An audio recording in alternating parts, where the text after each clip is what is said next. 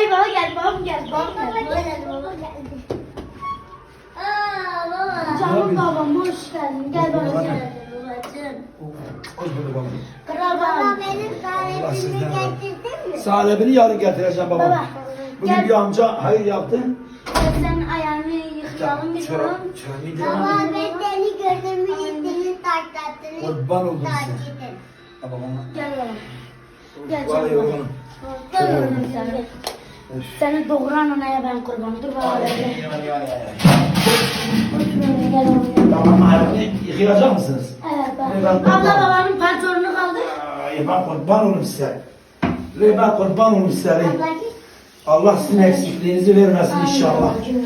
Oh. Ne ben bu eve geldim huzur buluyorum. Vallahi buluyorum. Yıka ablacığım. Allah razı olsun anne. Baba onu yap onu yap baba onu yapma. Kurban et tamam. Oy yanıyorum. Zaten babamız mis gibi kokuyor. Allah razı olsun. Oy.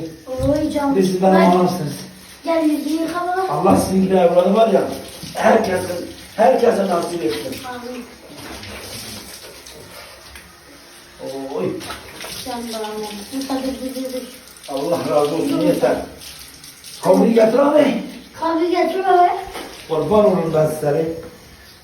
Ve kim diyorsa kız çocuğu bir şey. La kız çocuğu servettir servet. Kurban olurum. Kızım yapma kurban olurum yapma.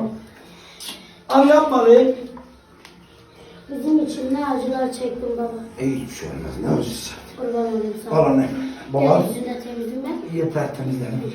De gel içeri. Yemek hazır mı yemek?